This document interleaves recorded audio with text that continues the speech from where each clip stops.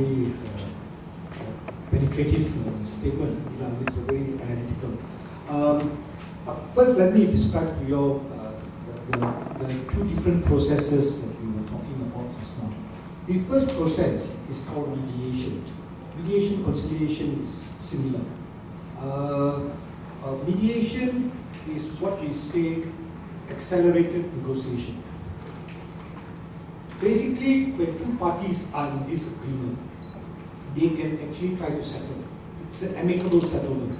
And normally, this procedure works well if you have a neutral third party who is trained, who is able to see both sides' view and able to become a pendamai. And then say, hey, look, maybe you like this. You think of this. At the end of it, maybe this is the solution. In a mediation, which is actually through, which is, let's say, a structured mediation, there will be certain safeguards. The first safeguard is that the mediation process is confidential. That means only parties related to the dispute can attend. Journalists may attend, no outside parties cannot attend. That's the first one. The second one is that the person who attends must be able to make the decisions. Very important. That's why when you look at our rules, we say, when you send a representative, the representative must be empowered. No point, he said, I go and find out whether my boss agrees. Not going to work. He must make the decision then and there. The third thing is the skilled mediator or conciliator. There are two ways of doing it. There's what is called a facilitative mediation. There's an evaluative mediation. The facilitative mediator will just look at the issues. He will not give an opinion. He will just say, perhaps you want to look at this, perhaps you want to look at that.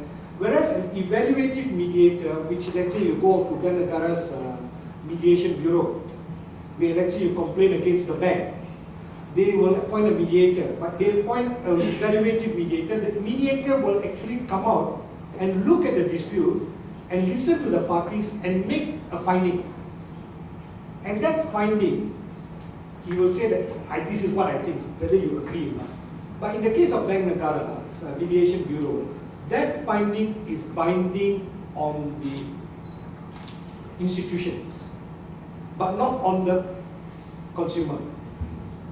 But in the case of sports arbitration, I think it has to be facilitated.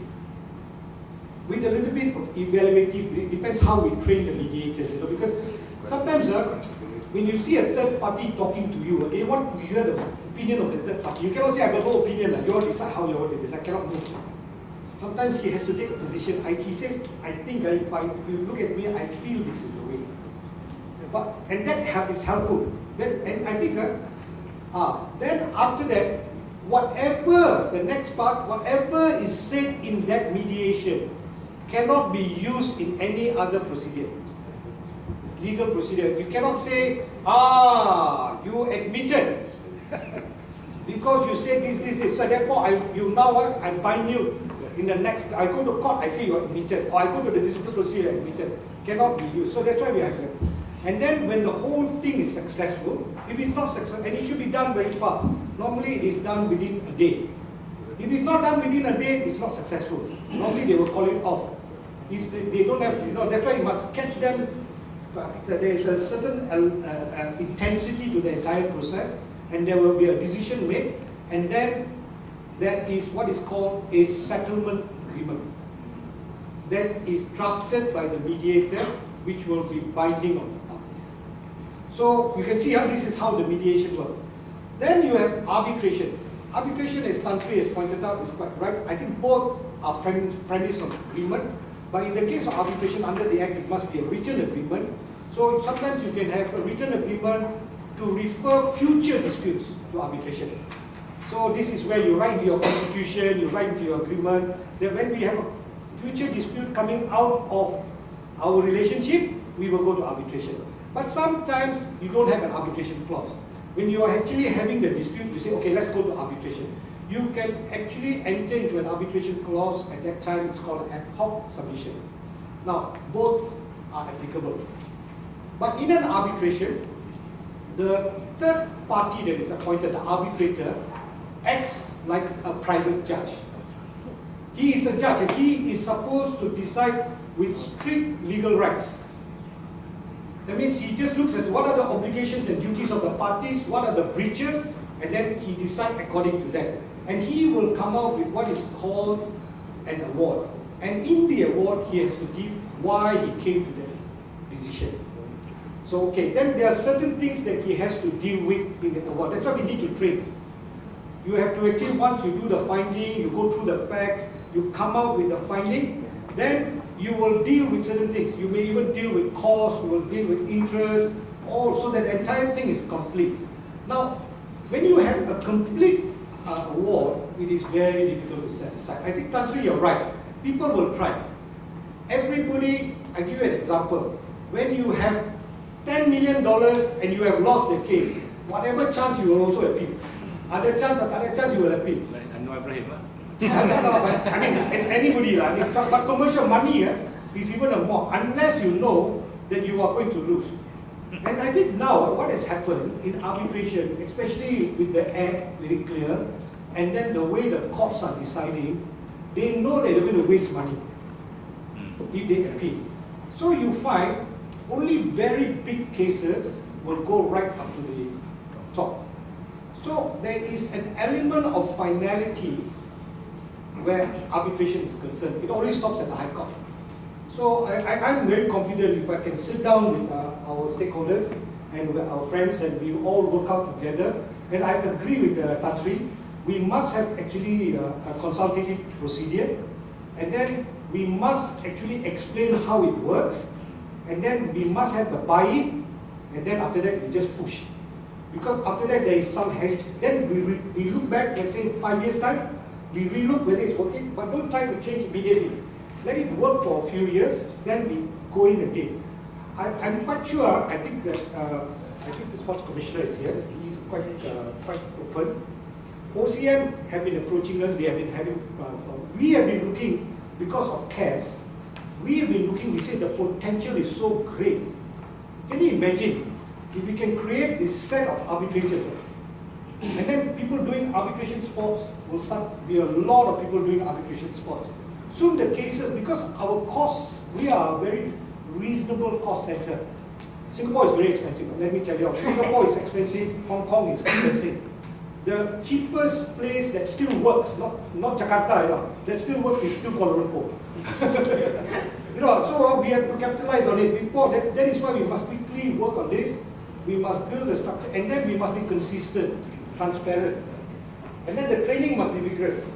That means, you see, like when we did the adjudication bill, I gave scholarships to service people, and I gave the people from private sector. The private sector people were cross-subsidizing the service people. But now we have service people sitting as accredited as adjudicators who can sit for private sector disputes. So you get everybody committed. But it has to be a long-term plan. So we have to work, let's say now we work 5 years, we have to work 10 years, look at it, and then it has to go into the national sports plan, the development plan. Thank you. When the case has been gone to the High Court, let's say because of the not happy with the award, then the High Court, then the check can also go and appeal to the appeal court, and then go to the federal court. Let me explain how the Arbitration Act sees the thing. The Arbitration Act has two parts. In fact, we are trying to change it. Our Arbitration Act is based on the New Zealand Act, the 2005 Act. What we have is an opt-in or opt-out. Then we have two regimes within one act. That means two regimes, an international regime and a domestic regime. For a domestic regime, all four sections of the act apply. And part 3 is the opt-out thing. For international, part 1, part 2 and part 4 apply. Okay, let me tell you what is the difference. The difference in part 3, there is more court intervention for domestic arbitration. What KLRCA has been doing, because you can opt out, in our rules we say you opt out of all part 3 sections. So it becomes international, so less court intervention. Now if you go to court intervention, there are two parts. One in part 2, part 3, there's section 42, reference on a point of law. The appeal on a point of law. That one, I think is quite, we are trying to sort that, I'm trying to sort it out. But the real one is section 38. 38. 38, 37, 38, Faris? 38, I think. 38 and 39. There are two parts to it. 38 is setting aside the award, 39 is enforcement. Now 38, if you look at the grounds, it is on jurisdiction. That means the arbitral tribunal does not have jurisdiction. The arbitral tribunal is strongly constituted. That one goes to the very fundamental whether you can hear the hearing. That one I think is fair. The second one is breach of the rules of natural justice, which is one lane, no cases in Malaysia. In fact, as long as you follow a particular procedure, is seen as no breach of natural justice. The third one is public policy. And public policy in the Act is defined as bribery and corruption. So you can see it's going to be very limited grounds of setting aside. That is why now arbitration is very popular, simply because there is a finality. But that does not detract that when you go on appeal, you get leave. And now what is happening, you find that if it's the point is very, very clear and there's no novel point of law, you will not get leave.